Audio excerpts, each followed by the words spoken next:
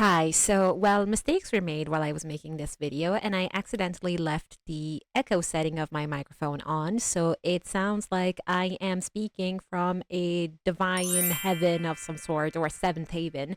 I apologize for that. I tried to clear the audio up, I tried to do anything in my power to get rid of the echo and not lose everything I have said, but unfortunately, I wasn't lucky with that. So I am going to upload it with the ethereal echo in the background. So let's just pretend it is a setting I have put up with because it was Halloween and Inktober is spooky and spoopy and all of these things related to that.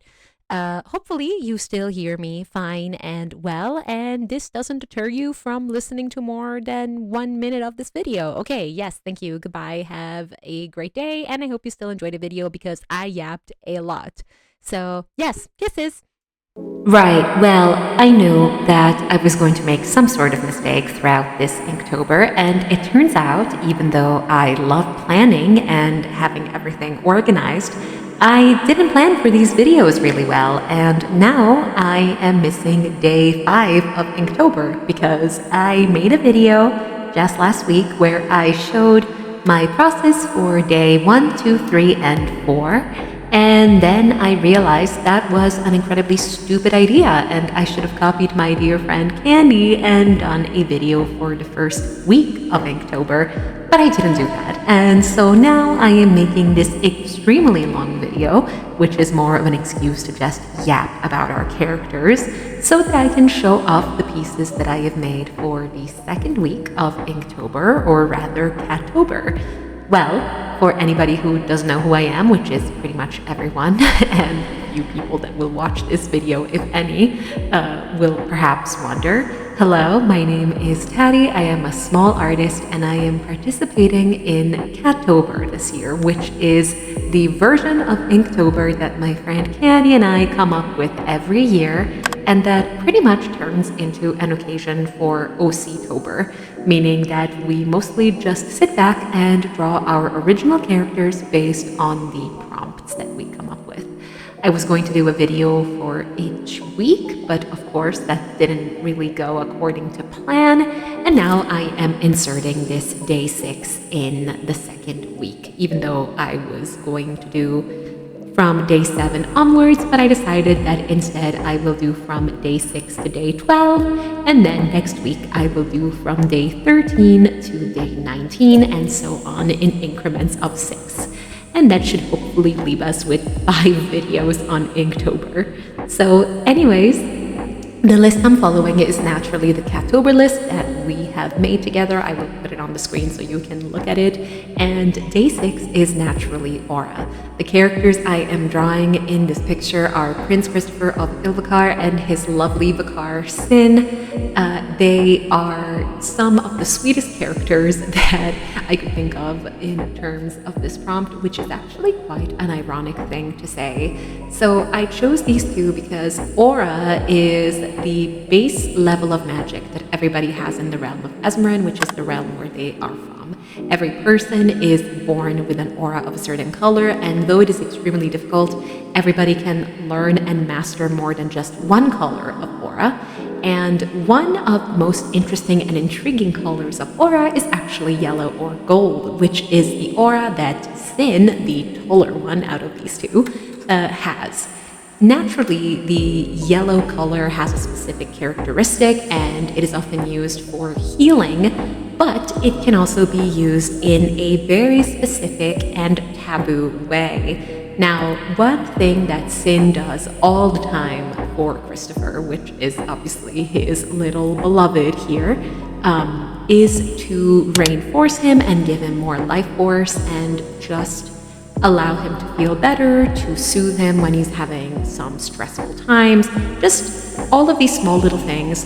He goes on and sends gentle aura through him, gentle golden aura through him, to try and make him feel better. Naturally, the sources from which he has to take said aura, because, you know, you have to take something from somewhere in order to make it travel somewhere else, could be could be questionable.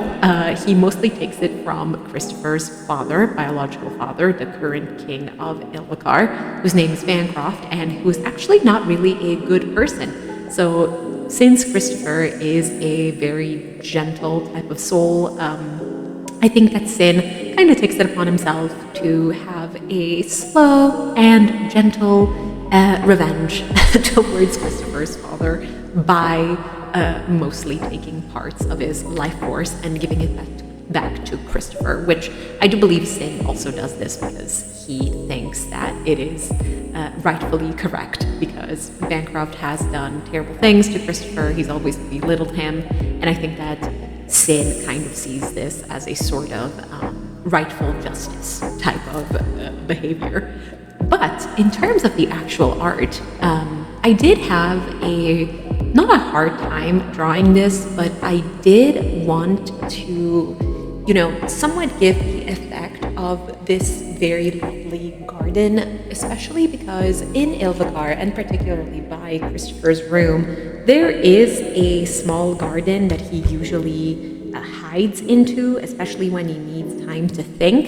Ilvikar is actually a coastal kingdom, as you can see from the little map there. It is surrounded by beaches and ocean, so he tends to find solace and comfort on beaches and mostly around areas that are surrounded by the ocean. But gardens are also something that really soothe his nervousness and his stress, mostly because when he was a child, he often, whenever he had the chance to, he would hide within the gardens of his maternal grandfather's castle in the gardens there.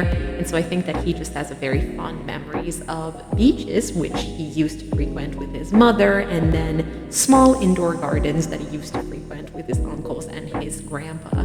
So of course he would bring Sin there with him as his beloved. Another thing that I wanted to mention about this picture, which I think is really cute, is their clothing. So I maybe will put the coat of arms of Ilvikar, or if I don't have it on hand, just know that the coat of arms of the current rule, so House Tidekeeper, which is Christopher's father's house, of course, the main colors of that house are purple, mostly shades of purple. And Christopher here, along with Sin, is wearing white, black, and dark blue, which are instead the colors of House Varian, and that is the house that Christopher mostly answers to because it is his mother's house, and the house that Sin also pledges allegiance to, because one thing that I think is really interesting about Sin as a Vicar is that he doesn't necessarily pledge allegiance to the kingdom, but to Christopher only. So to him, it doesn't really matter what happens within the kingdom. He just mostly pledges allegiance to Christopher himself, and that's who he follows. But either way, the golden aura that he uses to soothe him, which was also the main point of the picture, comes out in these glowing little twirls and decorations on Christopher's skin, and it looks like he's glowing. He almost looks like a little fairy prince whenever Sin has these bits of the aura go through him, and I think it's absolutely adorable and one of my favorite things between the two of them. So I really do think it's an adorable act of love and devotion between the two of them, and I love to see it depicted. So I do hope you like it, and I think that the final picture maybe could have had a little bit more contrast, but overall I do think it looks quite nice.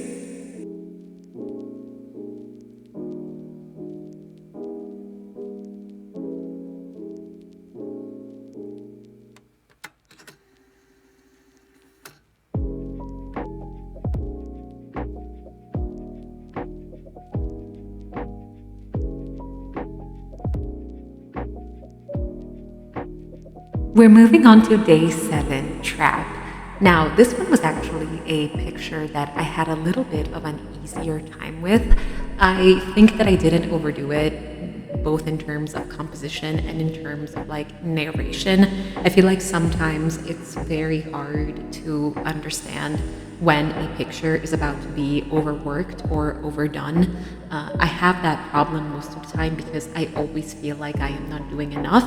and I am not showing exactly what I want to show through the art that I am making. And I do believe that this picture instead actually came out really good in that aspect. You can actually understand what's going on, and on top of that, you can actually see the emotion of the character that helps with the understanding of the narration that I was trying to do. So the character in this picture, featured in this picture, is Goylin. He is also from the realm of Esmerin, which is the same realm as Christopher and Sins, and he is actually from a different land, however. He comes from the land of Abrularynth, which is the land of a race called the Gorgons. Now, the Gorgons, as the name might suggest or imply, are actually a race that is based off of dragons. But there are two main races in the world of Esmerin that are actually related to dragons. One is the Gorgons and one is the Drakahanos, and they are more so different in terms of culture and in terms of how they look. For what it concerns Goylin, he is actually in his warrior gear here. The Gorgons are actually very well known for their blacksmith trade and mostly for their weapon making, as well as being extremely strong warriors. They tend to have, of course, dragons that they can rely on, so that makes them a pretty good asset in war, as well as having wings which are incredibly resistant. They are overall incredible warriors within the realm of Esmerin, so it's pretty easy to see why whenever there is a war happening, people would turn to them and ask for their support. But Goylin was actually in the army, or rather called to arms, when he was rather young, when he was 17. And because of this, since he was extremely young, he trained under a person that he knew rather well, that knew his family rather well. And for this reason, he tended to be extremely gullible or somewhat innocent when it came to trusting this person. And this will prove to be a fatal flaw on Goylin's part, because this person, who is a mentor to him, actually lures him into a secluded area of the battlefield, which is what I tried to depict in the picture.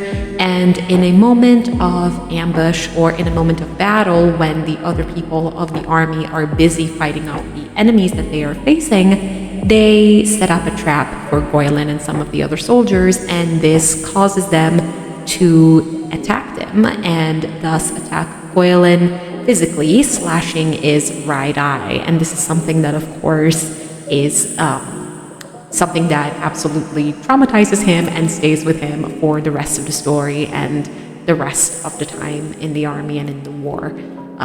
I do believe that part of Goylin somewhat doesn't really want to remember this event, and he almost jokes about it, like he says that it's something that happened because he didn't pay enough attention, or it's just something that he doesn't think about often, which I think is pretty normal. None of us would really like to think about a traumatic experience, regardless of who we are and what we are. And I do believe now that I have got to a certain age, that the age in which that happened, naturally had an impact on him even more so, because early 20s, he's just a baby. Not that it would have been any better if he'd been older or if he'd been even younger, but you know what I mean? He's just very small, and to be betrayed by someone that you trust has to be one of the worst feelings in the world, especially in a setting such as the war. Of course, it would be horrible regardless of the condition and regardless of the situation that one is in, but there's a difference between a disagreement between friends or family goversus something so terrible happening in a situation where you feel already vulnerable. I wanted to depict this scene because Goylin is one of those characters that I hadn't drawn in a while, and I feel like I really liked him when I first drew him and when I first designed him, but he had a very mysterious past. He was known as a hunter or a huntsman, and he had mostly never really talked about himself, and he still doesn't. In the story itself, he rarely ever talks about himself. He doesn't really allow himself to speak about his past, nor does he really say anything about the traumatic experience that he's seen, which is understandable. Everybody has their own way of validating their own feelings, and I think think that's true for anyone, even in our own world. But I do think that it's good to see a character develop through the choices that they make and through the aspects of whether or not they share certain bits of their life or not. And I wanted to narrate part of his life through some of these Inktober pictures. In fact, I made another picture of Goylin that relates to something else that happens to him after this point in time, and I think that it's actually very nice. I think it goes pretty well with this one, and it shows the two aspects of him. And I think that I would like to do a third picture with Goylin if any of the prompts somewhat allow me to. The one that comes after this one is somewhat of his innocence in childhood. This one is sort of like a coming of age one, and then the third one, I would want it to be more like his coming of age, because I feel like Goylin is a very trusting and good person, like I said, and this moment is a moment in which he somewhat finds himself in a position where he has to realize and come to terms with the fact that even though you might share ideals with certain people, because both the person that has done this to him and himself share the idea of wanting to protect their motherland and wanting to help their neighbors, which have called for them to help them in the war that they are participating in against another country that is going through turmoil at that point in history. It doesn't necessarily mean that they will share the same moral ground. And I think that while Goylin stays true to his moral ground, the person that he almost looked at as a father figure clearly did not. And it's a harsh wake-up call, but it's one that I feel like a lot of people have, that there is always somebody that we tend to look up to or think of as not infallible, but almost superior to what we're in, to the situation we're in, that then ends up going against our expectations. And I feel like this is exactly what Goylin goes through. So it's almost a coming of age moment, but a coming of age that, you know, he obviously didn't want to go through, and it is particularly violent. So it's not necessarily one that anyone would want to go through. But unfortunately, I also think that historical elements that are added into stories, such as wars or even such things like betrayals and traps, are very important. They tend to remind us that we need to be really careful about the reality that we are in. We need to be really careful about who we choose to trust. And though we wish to stay loyal to our ideals, much like Goylin, who is not necessarily an idealist, but somebody who really believes in equality, in the idea that everyone should have the same opportunities, and that if he is to defend his country, then he also should defend the people that are in the same position as him, so like their neighbors, to say it in other words. He sometimes has to come to terms with the fact that enemies can be on whatever side. So even those that we called friends and we thought were on the same side as us could potentially end up hurting us in the worst ways, in ways that we couldn't even imagine. And I do think that's what I was trying to do with this picture.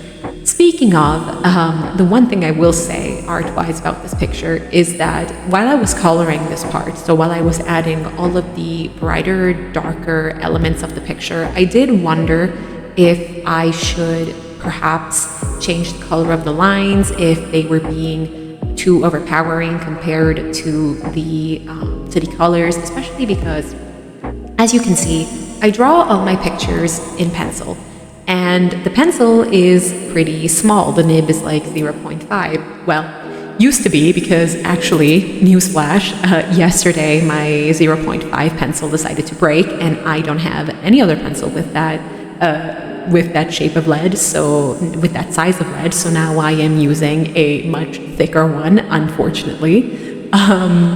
But even though they look very thin and very clean on paper, whenever I scan them, they end up having a little bit of dust on them. And so because of that, I end up not really knowing what to do.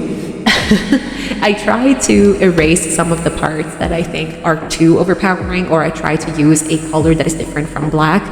But in the end, I do think I did the right thing by leaving the darker color of the pencil for this picture specifically, because even though I don't think that the scene is set in the dark of the night or at any point that is particularly late during the day, I do believe that it helped with the slightly cinematic effect that I was going for.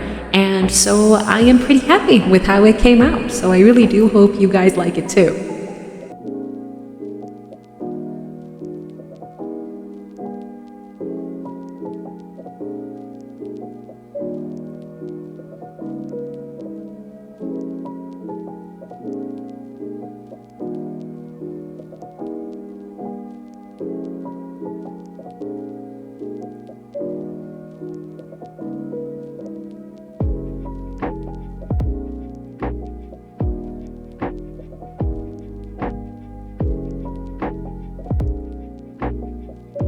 And now we're on to day 8, which should have been the first day of this video. But actually, it is the third picture that you're seeing in this video because, once again, I am a little silly. I'm a little bit too silly and I didn't calculate things right.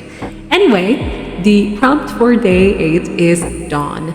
Now, I know that I am a little bit repetitive, but I do like to talk a little bit more about the choice of the words.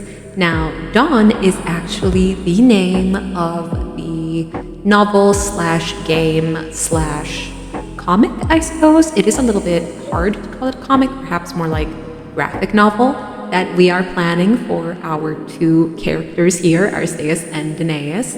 And for that very reason, of course, I had to draw the 2 of them. They are respectively the god of the sun and the god of the moon. And now, Dawn is not only the name of the story as a whole and the universe that they are from, but it is also part of the nickname that Arceus as the god of the sun gets, because one of his many nicknames is the Dawn Painter. And for this very reason, I decided to draw the 2 of them looking at a dawn that Arceus has just painted and that he's dedicating to his beloved Danaeus, his little moon god. Now, of course, this is actually a very romantic type of setting, a very spontaneous and beautiful picture, but their story is actually rather intricate. These 2 characters are actually related to 2 other characters that some of you might remember, Lessa and Daeyun. Lessa, especially, some of my very old viewers might remember from sketchbook tours. He's actually Alexei, it's the same name. But he is... He used to be one of the characters that was mostly misunderstood, but that wasn't really anybody else's fault other than my own, because I wasn't really able back in the day to describe the characters in the way that I am now. Then again, I do think we all grow up and then we get better at actually speaking in the way that we want to, and Arceus and Danaeus are related to these 2 characters, like I said, and particularly, of course, Arceus is related to Alexei or Lessa. And so the story of Dawn is actually the first story between, well, the first story in a 3-part story that has to do with these 2 characters. The first part is known as Dawn and it features Arceus and Danaeus. The second part is known as Dynasty and it features Lessa and Daeyun, as well as characters from other little projects that some of you might have seen, like Happiness Is You and other characters that you've seen on the channel before if you are a returning viewer, like Fred and Fab and all of these other characters that I used to have back in the day, because I've always had a problem with being extremely thorough with creating, you know, complex plots that didn't really need to be that complex, but I just love to do that to myself. And then there is the third part called Kave Kanem, which mostly features Lessa and Daeyun with characters from the other stories, but mostly the 2 of them as main characters and other characters that I am yet to introduce or talk about in any of the videos that I have made so far. Or, better yet, characters you might have seen in sketchbook tours, which, newsflash, I will be doing a sketchbook tour of this Inktober. I also want to be doing other sketchbook tours, but that's a whole other that's a whole other can of worms we're not going to go into right now. So characters that you might have seen in these sketchbook tours that haven't been presented yet in Inktober or Cattober or however else we want to talk or like call it. I have been trying to get out of my comfort zone of always drawing the same characters. There's nothing wrong with always drawing the same characters. I love all my children to bits. But I do feel the need of drawing characters and making references of all the characters, of all the stories. It's just that I am aware of the fact that it will take a while because there is more than 1,000 at this point, and so I really don't know where to get started sometimes, especially with Lessa's stories, Lessa and Dayun's, because between Aristeas and Danaus and Lessa and Dayun, there is just about like 3,000 years of lore. And yes, your girl here is crazy enough to write down timelines of 3,000 years of lore, and just all of that requires, of course, generations upon generations of characters. And while I have drawn some of them with the help of Candiii, if anything, I'm going to put a little snippet here of an animatic that I had done with some characters that are part of these generations that follow one another. It is really hard to then step back and put everything in place because everything is completely put into compartments and drawers in my own head. I don't know if any of you has that. I don't know how any of you that are like fellow artists organize their thoughts and ideas, but I always say this to Candiii too when we talk about character things. My brain looks exactly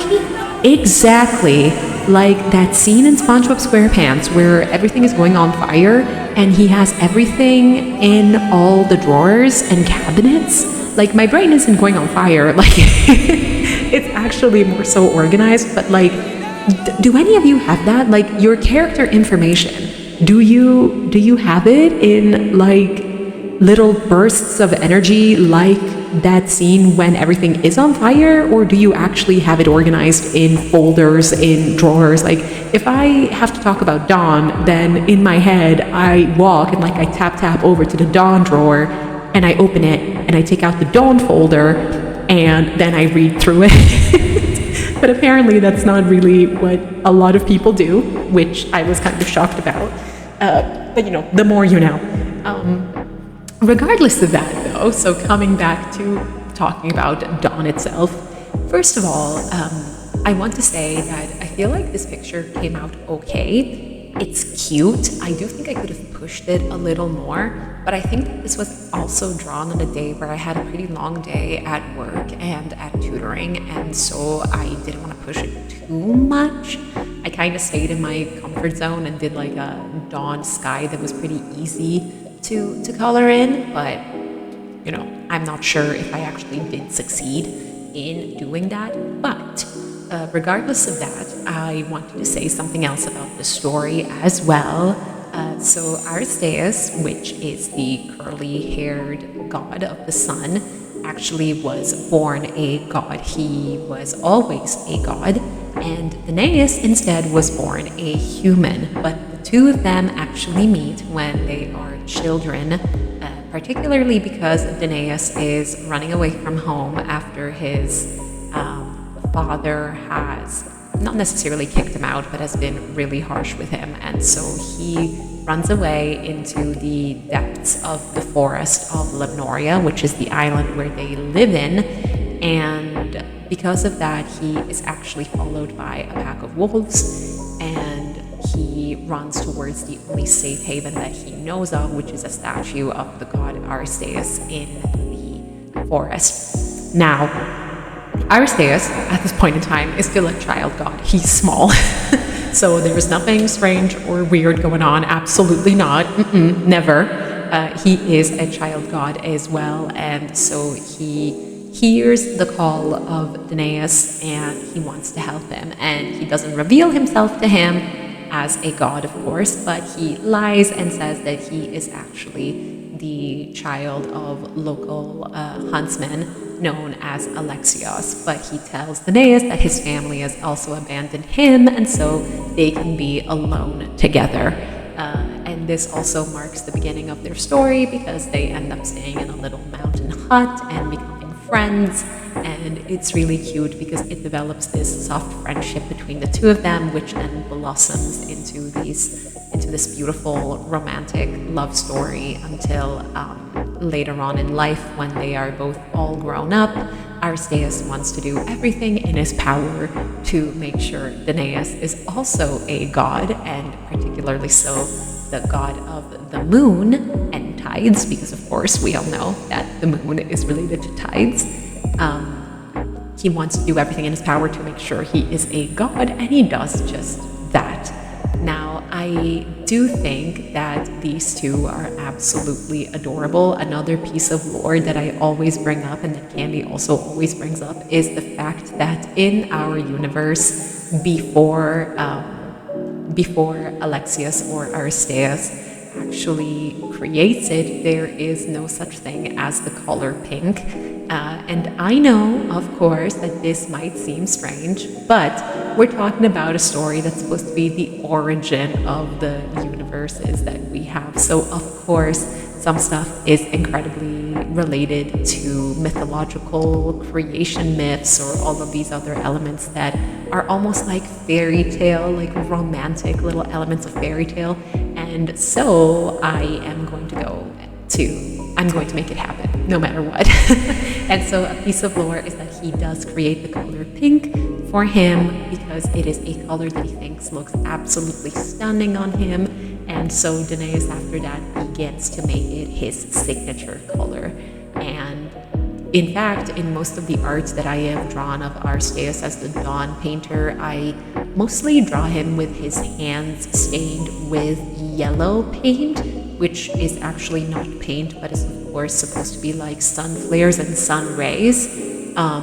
But then, after he decides to create the color pink for Danaus, also becomes a staple of his artwork, of his sky artwork, and we can see it every time he's close to Danaus. He's always making sure to add as much pink as possible because he believes it to be completely beautiful since it reminds him of his beloved. I do think I will draw more pictures of these two for the challenge, mostly because I really like them. I am so soft for them, and I can't help myself, especially because they are such an interesting couple to me. I love the idea of people being the same but different all at once. So you could already guess that Aristeas has a specific type of personality, and yet even though he and this Alexios character he creates are similar, they are still entirely different. And so I do believe it's really interesting to see these types of changes happen, and they really fascinate me. So I'm going to definitely do more with the two of them and draw more of them because I love them and they are so sweet and they're our children. Day 9 is next, of course, and this one is graceful. Now, this one was actually a rather hard one to do. I wasn't sure if I wanted to do something that was a little bit more, not cliche, but like typically graceful, or if I wanted to go the more conceptual route, because I knew that I wanted to draw one of the vampire characters, in this case, Jacques. But I didn't know if I wanted to draw him in his disguise, so when he dresses as a woman, or when he's trying to be seductive, or when he's trying to be more so graceful by the book, or if I wanted to draw him just questioning the idea of being graceful. And so I decided to go with this option. Now, as you can guess and as you can see, Jacques is a vampire, and he turned into a vampire, or should I say, was turned into a vampire during his youth, in his young adulthood, during the 17th century, or most likely between the 17th and 18th century. We aren't too sure, or rather, we are, but it would be a little bit of a big spoiler. So I am just going to say that it's between these dates. That's what he says. And there's only one person in the world ever that learns about his past and how he was turned into a vampire, and that is Silas. who happens to be his love interest. But Silas and Jacques don't meet until the early 10s of the 1900s, especially though they do meet, they don't really become closer until many inconveniences take place and happen, especially because Jacques ends up taking a liking to Silas, but him and Silas are actually on opposite sides, on opposing sides during World War One. But Silas is just so sweet and gentle that Jacques cannot help but feel protective towards him, even though he should not feel that way, and he should feel ready to fight him should the option arise. But to be fair, Silas is not that good at fighting, or should I say, he's strong, he can handle himself, but he's not good at fighting in a military setting. He's very gentle and soft, and so Jacques just takes a liking to him, like I said. But this is supposed to be a picture that takes place, or that is somewhat related to the situation that he lives through when he meets Silas. I wanted this to be a picture that shows his struggle with the idea of grace and beauty, particularly because Jacques is one of those characters that has definitely used his beauty to his advantage. He has lured people that he thought were horrible people with his beauty and has got rid of them through that with the weapon of seduction. But I do believe that this has left him with many unanswered questions. I do think he often wonders whether or not he was given these looks so that he could do things like these, or if he was given these looks just because it was completely casual and there was no reason for him to actually look like this. It's just that he happened to be a person who looked good and that could then use that to his advantage. Of course, these are the type of discussions that he has with himself all the time, but I do think he pushes them back further at the back of his head.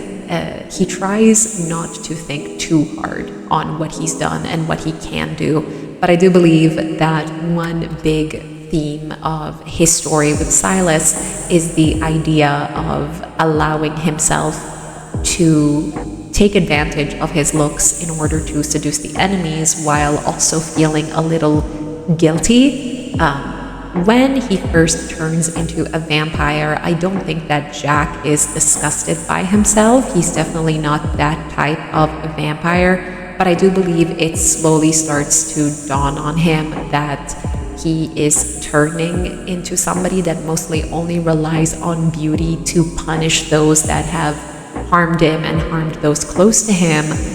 But vampirism, if we want to call it that, also comes with the price of immortality. So after he's taken care of that, there's really not that much else that he can do. And so I believe that with each generation that comes, mostly because humans are feeble and you can only really get attached to them through generations, he finds a cause to be attached to as well. So along with the people, he also finds himself fighting for ideals, and most likely their ideals. And so he goes back to using his beauty to favor and help them with the very cause that he then attaches himself to. But that doesn't really satisfy him as a whole. I think that another big issue that he has, and that I wanted to somewhat portray within this picture, is that I don't believe that he is delusional. Like, he is supposed to be a pretty character and a good-looking character, androgynous, so that he can go and mask as both a man and a woman and seduce whoever it is that he has to seduce as both a man or a woman, depending on what's needed. So he does know that his looks are alluring to those looking at him, but even though he is aware of this and he is not completely unaware of it, I think he does often wonder what exactly it is about him that intrigues them. So even though he uses these looks for what they need and what he has to do with them, I do think he often wonders whether or not there's a reason as to why these people are attracted to him. And it is something that he often thinks about, especially because beauty is such it's something that changes all the time. With each generation that goes by, especially having been a vampire for a long time, he would have been able to see how tastes and just the idea of beauty goes and changes alongside the idea of humanity in itself. With each generational change, we tend to improve, or I don't think that improve is the right word, because it's literally just a matter of tastes and aesthetics. But regardless of that, we tend to change our idea of beauty and what beauty actually entails. And I do believe him seeing that would somewhat shape him to be unsure about himself. When is it going to be that eventually he will no longer be seen as beautiful or graceful? And when that happens, will he no longer be useful to humans? And if so, if that is what he worries about, is he only really caring about this beauty and the way that he looks just because he wishes desperately to be accepted by humans, because in that way he somewhat retains a part of himself that is still human and that is no longer there if one thinks about the fact that he's a vampire. I do believe that all of these thoughts somewhat go and run around undisturbed in his head, and for this reason, the moment he meets Silas, he is somewhat taken aback by his interest in him, especially because Silas was infatuated with the idea of vampires before he met Jacques, and then when the two of them meet and Jacques actually captures him and brings him to his apartment, he can see that Silas seems to be taken by him, both by his looks, by his motions, by the way that he acts and talks, as well as by the fact that he seems to suspect that he's a vampire. And Jacques is actually pretty impressed by this, because he did not expect this human to just randomly guess that he is a vampire. But there is lore reasons as to why this happens. Silas's grandfather is aware of vampires and left him, and well, actually he didn't necessarily leave them the letters, but he did write in diaries and letters that he'd met a vampire and had loved them. So I think that his grandsons, particularly Silas, were really taken with this story and perhaps romanticized the idea of meeting a vampire, somebody so ethereal and beautiful. And I do believe that this is kind of the nice part about their story, just the idea of beauty and the acceptance of beauty despite the changes, so through the changes and despite them, as time goes on and beauty standards inevitably become different. Now we're going on to day 10, and it is featuring Goylin again, and the prompt was actually wing. I wanted to draw Goylin in this prompt because something actually happens to his wings. And actually, before I forget, this is actually much younger Goylin. I think he's supposed to be around between 8 and 10. And while I was doing this, I was joking about it, and I was like, well, as I was talking to Candiii, I just said, well, I guess today I'm drawing mini Goylin. And so throughout the entire time that I was drawing this, I kept just saying, mini Goylin, mini Goylin. And I do think it's actually very cute, because it is indeed mini Goylin. I wanted to do two things with this picture. One was to show the background and to use mostly only warm tones for this background, because in INKTOBER of last year, I had a picture that I was actually quite proud of, which was Orif's picture in Rishka, and I will put it on the screen.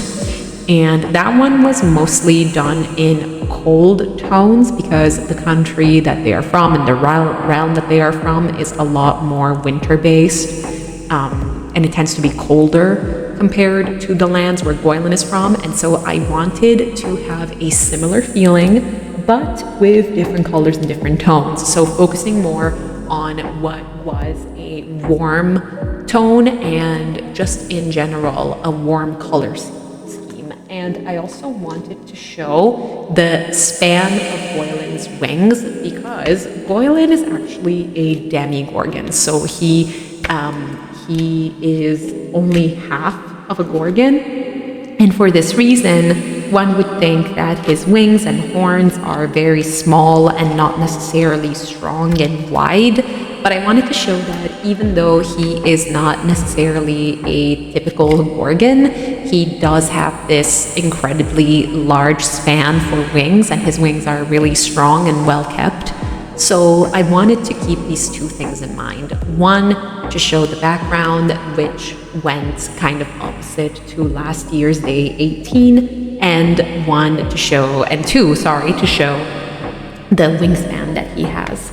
Now, Goylin actually goes through something after the war, which we've seen in day 7, because he actually gets captured and he stays in captivity for quite a few years, for 8 or so years. And one of the things that happens throughout his captivity is that the person that mostly tries to act as though they own him throughout the captivity binds his wings, and so he is unable to use them, especially because this type of binding can only be lifted by the person or by somebody who is extremely skilled in the arts of magic and aura, like I've said before. But it is also obviously a way to humiliate a person that naturally has always had wings to their disposal. So it is naturally done to somewhat get him to be into submission and to obey.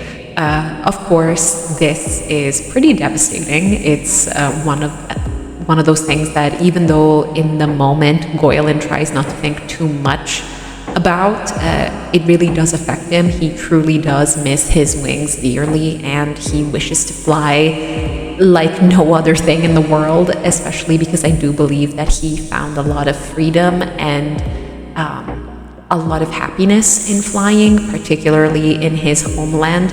And that's why I wanted to show this landscape that I think is typical of Abe Rulerent, because when he was a child, he was really happy to fly and be there, and I wanted to show him doing just that, especially because for many years of his life afterwards, he is unable to do so. But then he will finally be able to do so again after he moves to Haylera, and he is able to fly again thanks to the Crown Prince of Haylera, Prince Terence, who takes a liking to him and who makes it his personal mission to help Goylin regain his wings, which I think is one of the cutest bits of their relationship, how he does that because he truly wishes to do so, and then as soon as Goylin is able to fly again, he takes Terence for a flight, and they just have the most romantic little flying scene together, and Goylin couldn't be happier, and I think it's one of the cutest little things ever. Particularly because he truly does miss him, and it is only once he is able to do it again that Terence in particular and Goylin himself just really see how much he's missed it, because he goes from walking everywhere, of course, to flying for every small little thing, or maybe just hovering on his feet, just because he wishes to fly for anything. And so it is absolutely adorable, in my opinion, to see him grow happy again. And one thing that I do like and that I wanted to add to his characterization is the fact that he is, of course, half a Gorgon. So though the Gorgons are pretty nice to him and they don't necessarily shun him, I do believe that he takes great pride in the fact that he has such large and powerful wings, even though he is not a full Gorgon. So when people do think differently of him, then he can just at least tell them that he is on the same level as them, because he does have wings just like them. But of course, that's another digression that I like to do, because If you couldn't tell from how long these videos are and how much I like to yap, I'd love to go into character lore and character mentality. It's one of my favorite things to do as an artist, as a writer, as an anything, and it really makes me feel good. And I love to tell stories through their points of views and understanding things, even when they take decisions and do things that I, of course, would never do or take myself. I feel like that's the more interesting part of creating stories. And it's also important to create stories from point of views that we don't always understand, because I feel like it really makes us see the world from many other perspectives, which I feel like should be typical of artists. It should be something that we always embrace.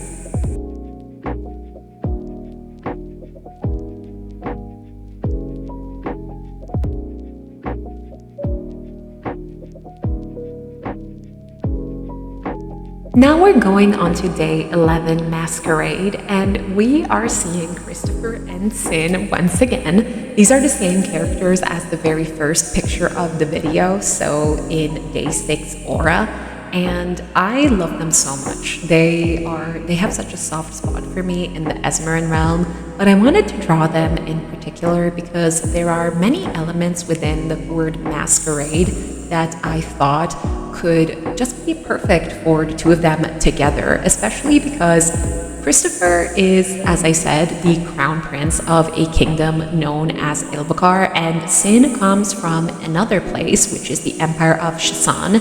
These two kingdoms have been at odds for a while, but that's actually not necessarily true at the moment, because the Empire of Shasan had a different rule before the current one, which is more related to the generation that, of course, Sin belongs to.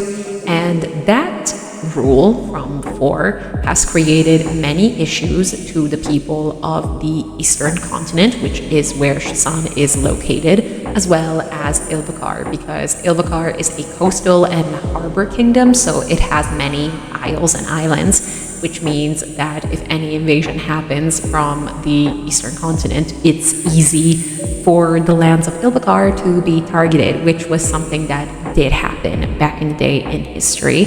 But either way, these two lands are no longer at odds in these days, and they have a lot more in common than the people of either side really thought they did, especially because both of them are really interested in the arts and in crafts.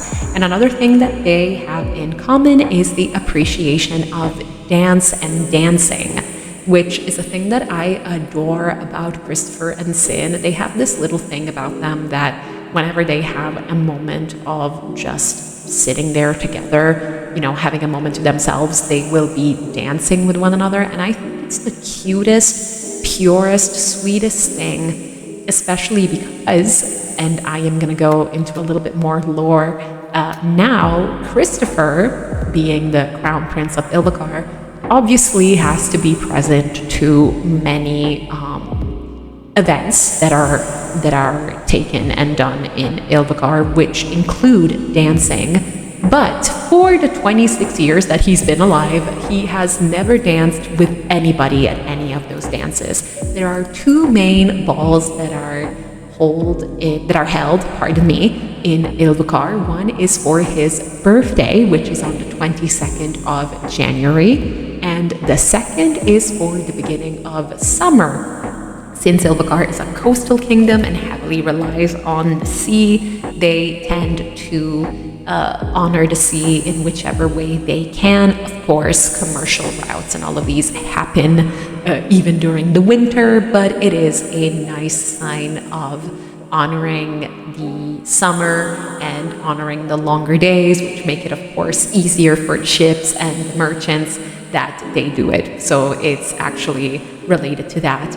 And these balls are held every year, and during those, Christopher is, of course, approached by members of the council, because how it works in Ilbakar is actually a little different than absolutism or absolute monarchy. There is a monarch, but the monarch also needs the support of various courts, and the various courts are, of course, made of the various lords that rule the different regions within Ilbakar as little messengers for the kings and the current rule. So they need to continue the family line by usually marrying into people or families of the council. This isn't necessarily a tradition per se. You don't have to do it because, of course, you can always marry within other royal families or other royal families in the continents, but it is advised and it has been done for generations. And one traditional way to show interest in a specific person is to dance with them at one of these two balls that are held in Ilbakar, or in the capital of the Kingdom of Ilbakar. But of course, for the 26 years that Christopher has been alive, he has never really accepted any invitation to dance by any of the attendees. So for all of the years that the balls have been held, he has mostly danced by himself until Sin became his vicar, and ever since that happened, he decided to dance with him publicly in the ballroom and show everyone that, of course, he was interested in him instead. And I really like it. I think it's super cute, and the two of them are adorable. I also wanted to say, before I go into the art part of this picture, you can see in my reference, my little window, that there is a picture of Sin kissing Christopher's forehead. This is because, first of all, Candiii drew that for the prompt of aura, so she also drew the two of them exchanging the little aura and the little life force with one another, which is, again, so cute in my opinion. But I was using it to put down the base colors for Sin and Christopher, of course. And I really wanted to show it off. Like, I really wanted everybody to see it because I thought it was so cute. And so I kept it there because they're adorable and I love them very much.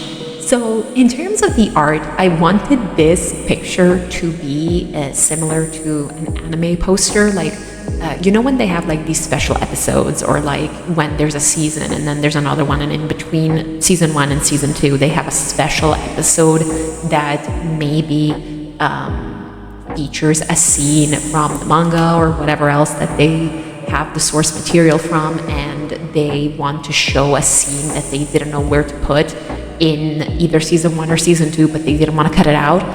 This is exactly what I wanted this to be. Like, maybe it's one of those very special episodes that everybody takes little gifts from. Like, that's what I wanted the vibe for this to be. And I don't know if I managed it. I was already starting to get a little sick, so I do think that I didn't do my best work on this picture. I think it's a little bit weak, but I did try my hardest and I had a lot of fun. And I also wanted to showcase the colors that they're wearing, because Sin chooses the outfits that Christopher wears, and while they should be wearing, of course, the colors of the current ruling house, which is technically, quote unquote, the house that Christopher belongs to, they are in fact wearing the colors of his mother's house, so the Barian house colors, which are, like I said before, dark blue and black and white, and they are doing so as a little bit of a nudge to the king, like to show him that they feel more comfortable in these other house clothes, which I thought was really cute, a very nice touch, and definitely something that Sin would do, because he doesn't really hide his disdain for the current king, which I think is not only incredibly entertaining, but really, really fun to see. Like, he really doesn't hide the fact that he thinks that Christopher belongs more so in his mother's family line, and he really shouldn't hide it, which I think is adorable.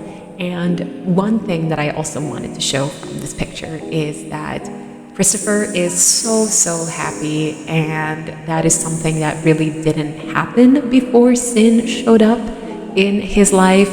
I think that before Sin arrived, he was incredibly lonely and felt out of place. Like, he really didn't have a purpose or, anything that felt worth fighting for. I think that he was always really attached to his kingdom, and that's why he continues to do what he does. He fights for what his mother taught him was best. He fights for what his brother taught him was best. He wants to give everybody a chance to thrive, especially in his home kingdom, which he loves so much.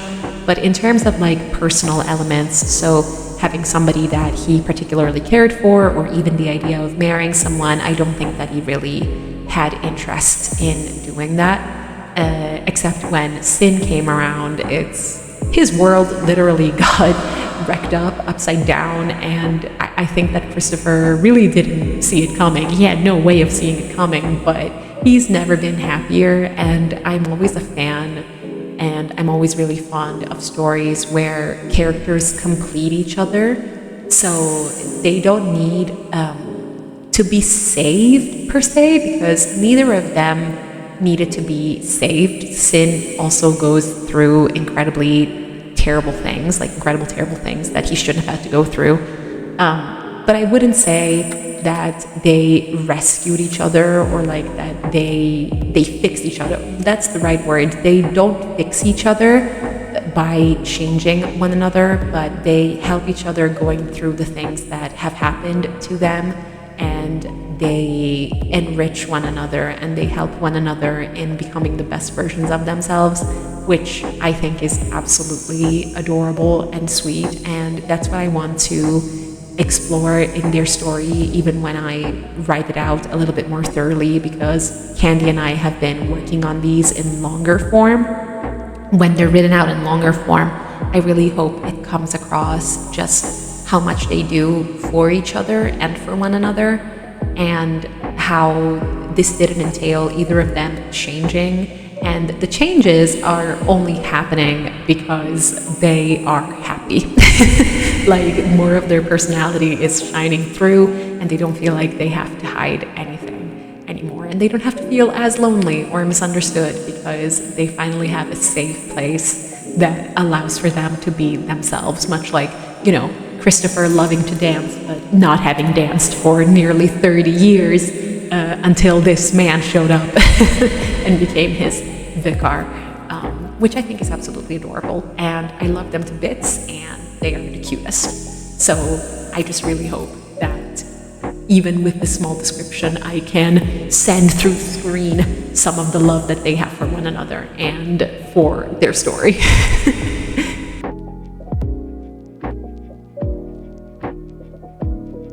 Now, this next prompt and the last prompt for this video is actually children, and I wanted to draw something more serious for this day. Not that the other pictures hadn't been serious, of course, but I wanted to touch upon a topic with this prompt that I hadn't had the chance of talking about in the previous pictures. I somewhat had the chance to talk about this with the Goylan picture, particularly in Trapped, but I wanted to talk about the unfortunate situation of having no choice.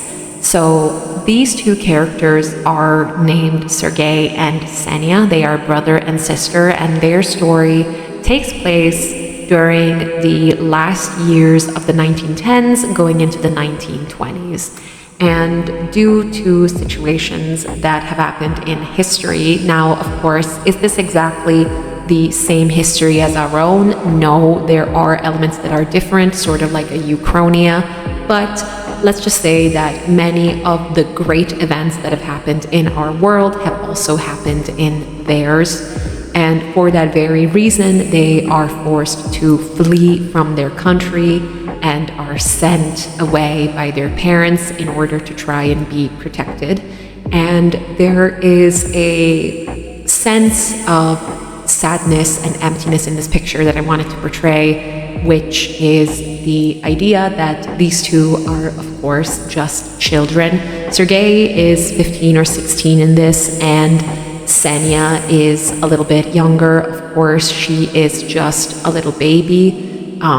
And that's the tragedy of it all. Both of them are just children. And I usually don't talk about politics in a direct way on this channel or in general. I try to talk about politics and issues that I see or that I live or that I just study in a more delicate way. But I feel like one thing I do agree with, one statement I agree with, is that art is political in a way, and deciding to tell stories from the past which also mirror elements of the present and elements that are still happening and going on to this day is very important.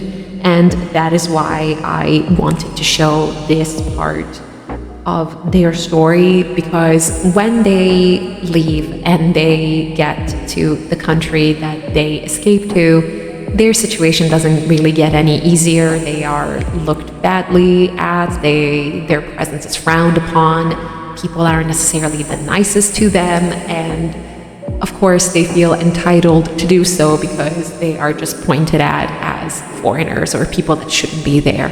And their story is a rather heavy one for me.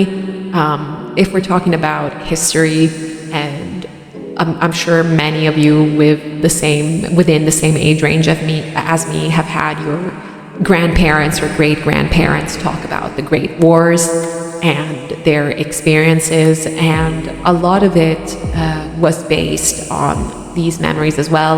My grandpa used to tell me his experiences during World War II, and those things should be things that we aspire to never have in our lives again in any way, shape, or form.